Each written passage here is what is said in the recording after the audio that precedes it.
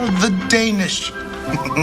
So England's second game at Euro 2024 is against Denmark, and we're going to have to improve. Denmark drawing their opening game against Slovenia, and of course England beating Serbia last night, so the group is in England's control somehow. But it means the Danish are going to have to come at us, and what does that mean for England? What does that mean for our defence? Even more importantly, what does it mean for our attack moving forward, who were pretty toothless? England were not convincing, although we were solid. And who'd have thought going into this tournament that our defence would be the strong point and our attack would actually be the weaker side? Can England make it 2 from 2? Will Denmark cause us some problems that Serbia couldn't? Stick around to the end of this video for my score prediction.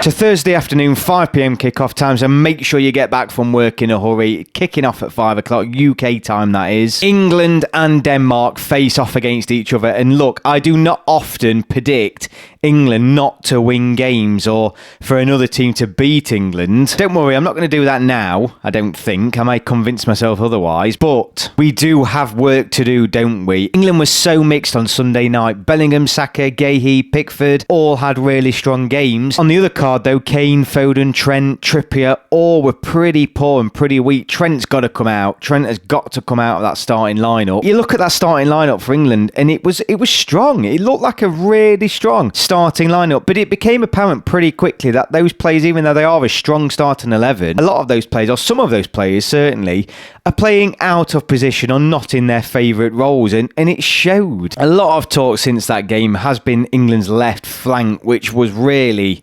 terrible. I mean, it was awful. I can't even think of one attack, never mind one opportunity created. Trippier and Foden together were absolutely useless. They were ineffective, completely ineffective, and that is where England immediately need to look for a change, because we do attack down the flanks. You take one flank away from us and that's half of our attacking intent gone. So that left-hand side has to be looked at, and changes need to be made by Gareth Southgate coming into this game against Denmark. Trippier doesn't have a left foot on him. Foden just keeps wanting to turn inside. Foden looked like a boy. Foden looked like he was starting his career out again. Granted, he was against 6'2" Serbian monsters, and all of England were. I mean, I don't think England will play a stronger team this tournament in terms of physicality, height, and strength. But it wasn't just that. It was his passing, it was his movement. Foden it was awful. Him and Trent were probably England's worst two players on the pitch by some margin as well. So I would like to see Foden come out of this squad, and maybe an Anthony Gordon comes in. Dare I say it, even Cole Palmer. I can't believe he didn't get on the pitch. I can't believe Foden and Kane finished the game on the pitch. But when you've got Palmer, Eze, Gordon all sat on the bench, and Foden puts in a performance like that, there's no point England having the strongest squad at the tournament if we're not going to use it. So he's got to make that change for me. I don't care how good Foden's been this season. If he doesn't fit in with the system we are playing, he's got to come out, and one of those informed players has to come in. But it was a weird performance from England in total, really. Even in those first 30 minutes, we just looked toothless, lacking in energy, lacking in buzz. There were no forward passes. There were no attempts to try and take your man on, apart from Saka on a couple of occasions, which did lead to the goal. And it was just a bizarre, disjointed performance from England. And we just feel raw. We just feel raw again. And it feels like this team is almost starting from scratch. Denmark actually had a pretty similar game pattern to England in terms of starting and playing really well in the first half, but then allowed the opposition to come back into the game, and that's exactly what happened to Denmark. The difference was, though, is that England were able to hold on to their 1-0 lead. Denmark weren't. They conceded. It was a deflection, but it was coming, and you could have argued if Serbia had ever got an equalising goal, it wouldn't have been harsh on England in any way whatsoever. But Denmark did concede and drew their opening match, and both games seemed to follow that similar pattern. But Denmark were threatening. They were really threatening. They should have scored more than one goal in that first half, and I would argue that Denmark probably looked more threatening than England in their first half against Serbia. So it's going to be really interesting. I can't call this one. My biggest worry is that Southgate does not appear to have learned his lesson. He just seems to still be reactive rather than proactive in making those substitutions. After the first 10 minutes of that second half, he should have made those substitutions sooner. It took him 30 minutes. 30 minutes in the second half when we're only 1-0 up. He waited 30 minutes to make that first substitution. Against a better team, they've already scored the equaliser. And it's that frustration for me in regards to England and Southgate that really frustrated me. And I thought he'd have learnt his lesson.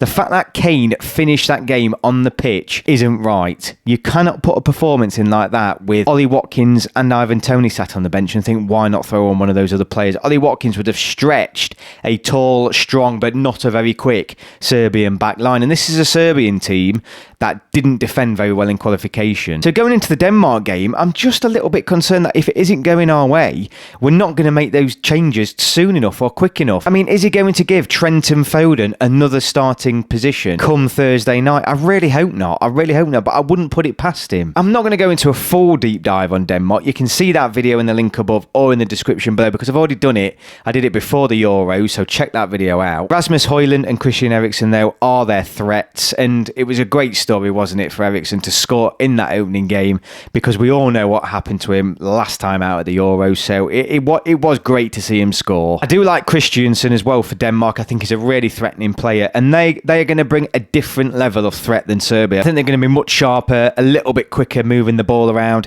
and not as aerially as threatening as Serbia were. Denmark really need the win, really. A draw now isn't good enough for them. I do think England and Southgate, they would take a draw now. I really do. I think traditionally as well, look at England's performances under Southgate in the second game of the competition.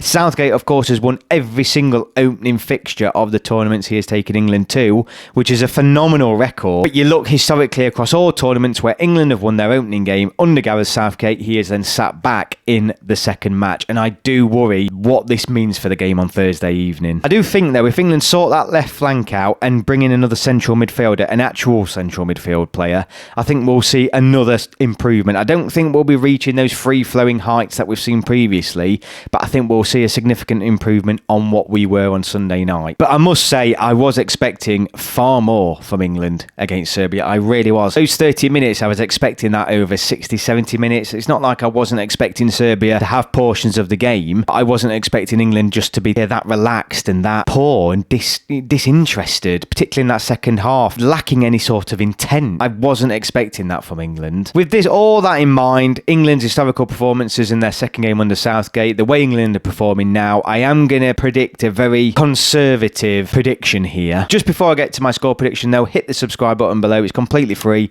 Stay up to date with me following England. Do a live stream after each game as well, so hit that subscribe button and join the club. I think this game's got 1-1 written all over it. I really do. I think it's going to be one of those nights, one of those games. I think England will concede, and I think we still won't be very threatening going forward. And this isn't about me being completely negative. I just don't see England having that significant difference in terms of what they played on Sunday night. I just don't see England now taking that big leap forward because I was expecting a bigger leap from the Iceland game coming into this opening game at the Euros, and it didn't happen. So I can't expect it to happen in this second game neither. So I think a 1-1 draw is on the cards here, or a low scoring draw at the very least, 0-0, 1-1, one of those two. Man for man, I think there's a huge gap between these two teams, but Southgate isn't going to be one of those that's going to utilise this full squad, I don't think, and who knows who's going to start on this match. I think he's got to make those changes. If we don't, I feel like we might actually lose this game. We just feel so raw at the moment, so raw. Remember to join me for the live stream straight after the game on Thursday.